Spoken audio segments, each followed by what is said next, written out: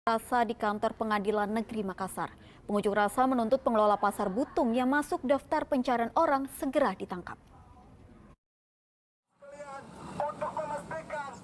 Sambil berorasi dengan membawa spanduk dan pamflet, Asosiasi Pedagang Pasar Butung Kota Makassar berunjuk rasa di kantor Pengadilan Negeri Makassar. Mereka menuntut Andri Yusuf sebagai pengelola Pasar Butung segera ditangkap setelah masuk daftar pencarian orang oleh penyidik Kejaksaan Negeri Makassar. Andri Yusuf dinilai tidak becus mengelola Pasar Butung pada tahun 2019 karena tidak pernah membayar sewa hingga menimbulkan kerugian 15 miliar rupiah. Jasa sewa. Ya. Semenjak dia masuk Pak tahun 2011, itu dia tidak pernah bayar Pak sampai hari. Berapa miliar itu? 15 miliar. Sampai 15 miliar Pak. Ya. Kebetulan kemarin Pak Kepala PD Pasar itu datang menagih Pak, dipukulkan meja Pak. Dengan ini arogan orangnya Pak. Hampir 30 menit unjuk rasa berjalan, beberapa perwakilan pengunjuk rasa akhirnya diterima Humas Pengadilan Negeri Makassar. Kami Humas mewakili pimpinan Pengadilan Negeri Makassar justru berterima kasih sekali adanya informasi masukan dari bapak-bapak semuanya. Bisa dikatakan sebenarnya ini adalah maksud dan tujuan masyarakat pada umumnya Kota Makassar, Indonesia pada umumnya. Andri Yusuf selaku pengelola Pasar Butung Makassar menjadi tersangka dugaan dana sewa dan jasa produksi oleh penyidik Kejaksaan Negeri Makassar.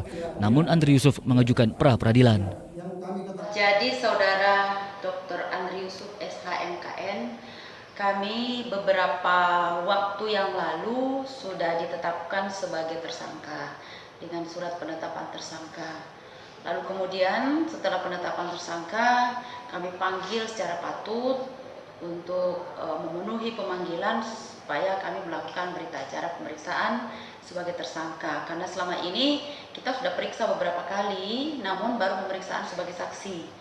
Nah, untuk memenuhi kelengkapan berkas perkara, maka harus kita panggil dan diperiksa sebagai tersangka setelah ditetapkan sebagai tersangka. Nah, kami panggil satu kali tidak datang.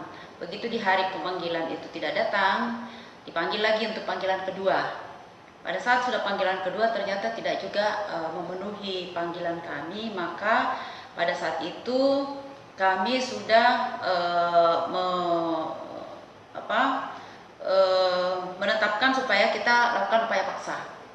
Nah, pada saat itu kemudian upaya paksa dilakukan bersamaan dengan itu pemanggilan yang ketiga.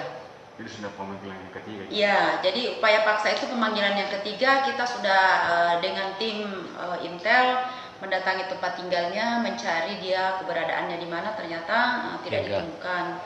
Sehingga setelah panggilan ketiga itu dengan upaya-upaya yang dilakukan juga tidak ada, tidak ditemukan, tidak memenuhi panggilan, maka dikeluarkanlah dia sebagai ditetapkan sebagai DPO. Para pedagang Pasar Butung Makassar usai diterima dan diberi penjelasan oleh Humas Pengadilan Negeri Makassar mengaku lega dan membubarkan diri setelah puas mendapatkan penjelasan. Zainuddin melaporkan dari Kota Makassar.